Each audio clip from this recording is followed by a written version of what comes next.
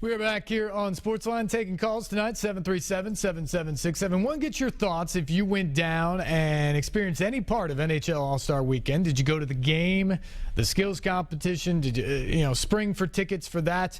Or did you just enjoy some of the action besides it? NHL Fanfare was certainly a more affordable option. It was also enjoyable. Every part of it was enjoyable. Winter Park, the activities there completely free. There are many concerts out there. Or just come downtown and sort of enjoy the scene that was just a packed downtown, buzzing in late January over the weekend. 737-7767 are our numbers. David has been waiting for a while. David, good evening. You're next up here on SportsLine. Hey, how you doing? Doing well. Okay, this is a story. I went downtown Saturday just to see how the scene was downtown.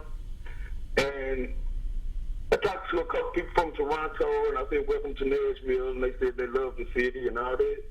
And then I caught the bus back, and there was a guy from Texas who got on the bus with his girlfriend, had a cowboy hat on, and he said that he was drunk, I think, and he was saying profane things, like he was going to kick everybody's on the bus, the city bus, and the bus driver didn't do anything, and he started to cuss out people, and so he got the bus and wanted to fight, and one guy got off, and they was fighting right outside over there by Lamplight, and he knocked the guy out, the guy from Texas.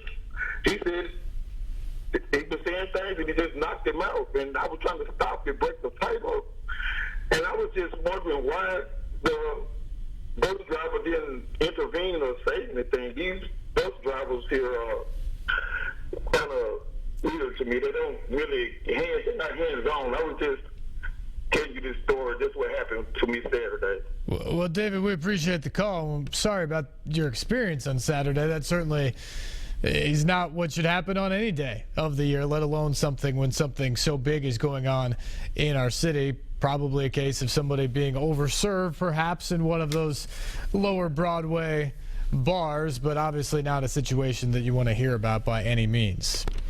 We've got another David on the line. David, good evening. Yes, I was there for the NHL. I was there Thursday, Friday,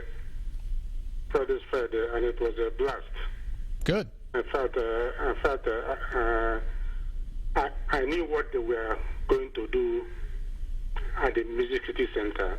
I knew what they were going to do inside the Bristol Arena, but I didn't know what they were going to do at the Winter Park. Mm-hmm. And what I liked that they did was the fire pits that they set out.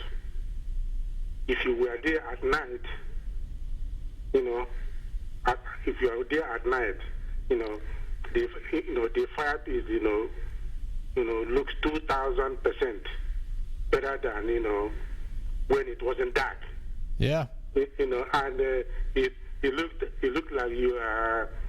It looked like you are in the at the show. It looked like the show itself. Then, but let me talk about NFL now. Okay. Miami was awarded the Super Bowl, and when NFL knew they didn't have a dome when they awarded them the Super Bowl. If my recollection is correct, I believe the day the Super Bowl was played, and when the Super Bowl was being played, it rained in Miami. Right. You're talking about the Super Bowl that the Saints, or I'm sorry, I think it was the one that Peyton Manning actually won. The Colts win over the Bears. But it rained. Yep. And I was close, but yes.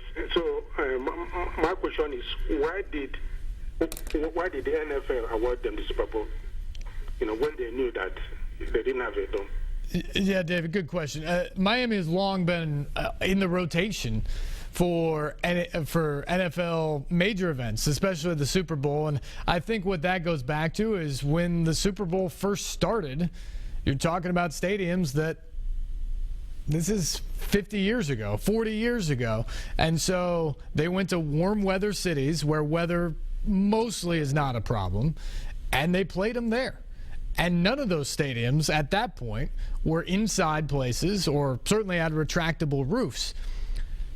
And over the years, Miami did a great job. It was a place that people enjoyed going to, and so they went back, and they continue to go back. But they've kind of thrown out the ultimatum to Miami in recent years and said, look, we've come back and come back and come back, but your stadium's kind of a dump right now. It's sort of a dump for us to put the Super Bowl that has everybody in the world watching, our biggest game of the year. You need to do something about it. And Miami is. The Dolphins are renovating Sun Life or Landshark or Joe Robbie or whatever they call that stadium now. But they're renovating it, trying to spruce it up. Now, it's always going to be open air. I think that's just what Miami's about because the weather there predominantly is very good. But it's kind of been thrown out there for other teams as well that if you're not in a great climate, having at least the ability to close a roof over your stadium helps you in that regard. But obviously we saw it a couple years ago in New York, New Jersey, where they built a stadium. It's completely open air. Weather in the first Sunday of February could be a disaster in New York, and the NFL put the game there. Now their league offices are about a mile away, but they put a game in an outdoor stadium, the biggest game on the schedule, the Super Bowl, in an outdoor stadium in New York. So it's not unheard of for it to do that elsewhere. It'll be outside this weekend in Santa Clara. But I think the option here in Nashville, where, let's face it, in the last 10 days, we've seen the complete spectrum of weather here. 10 days ago, we had 8 or 9 inches of snow on the ground, and the temperature was 20 degrees. It was miserable to be outside. It was very difficult to navigate city streets. It was a tough environment. If we had the NHL All-Star Game that weekend, I don't know if you get the same rave reviews because you wouldn't be able to get around as easily. People wouldn't want to be outside as long. The red carpet would have been probably moved inside or something. I mean, it would have just ruined things for everything that was planned. Instead, even 8 inches of snow here melts in 2 to 3 days, and it was 70 degrees by this weekend. It felt like it was March. It was absolutely perfect. The weather was magnificent, and that just added to the city's production. Let's go to John. John, good evening. You're next up here on SportsLine. Hello, John. Hello? Yep, you're on the air. All right. Well, it's a comment. I didn't get the chance to come down to the hockey. Yes, I didn't get the chance to come down to the hockey because I had to work. But anyway, I was coming home, and I stopped at the fill station to get me some cigarettes. Anyway, I met a couple from Canada, and they said we had the best place to have a hockey team with most kindest people around they ever met. And well,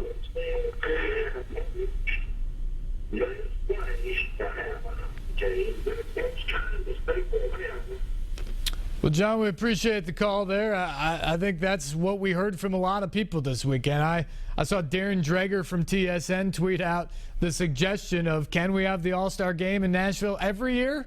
Just a thought. And immediately, Steve Levy from ESPN responded back, or how about the Super Bowl?